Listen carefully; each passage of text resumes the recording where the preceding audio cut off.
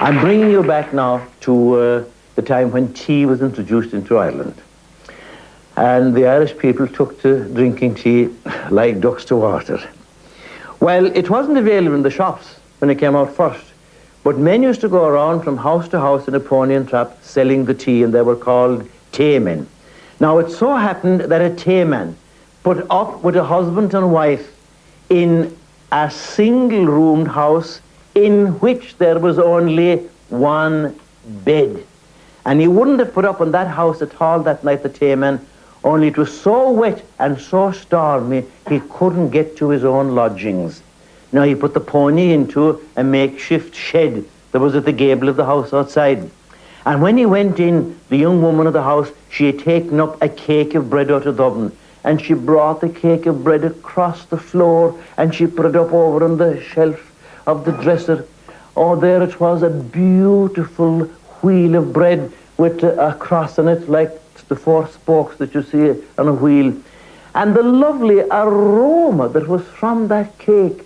Oh, the tayman's nostrils, you could see him, and you know that his teeth were swimming inside in his mouth for a bite of it.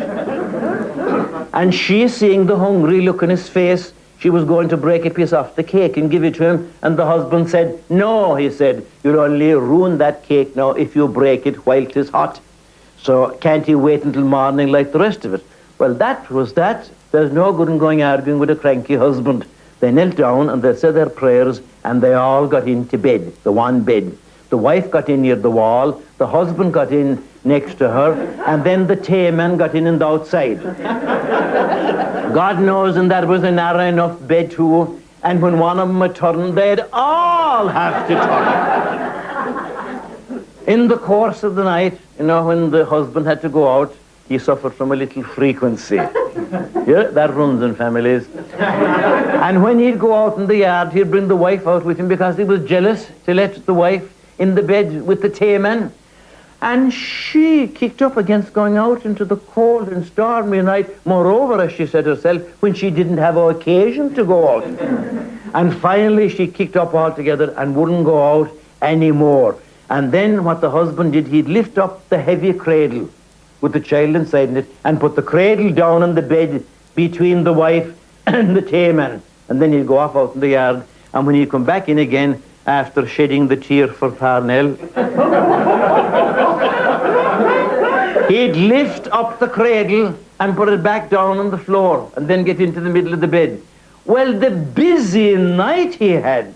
About 4 o'clock in the morning, the storm began to rise, and he heard it blowing off the roof off of the shed outside at the gable of the house.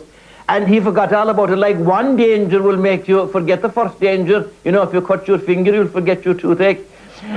He forgot all about the tayman and hopped out of the bed and went out to tie down the shed. And when he was gone, the wife turned to the tayman and she said, "Now's your chance." So he got up and ate the cake.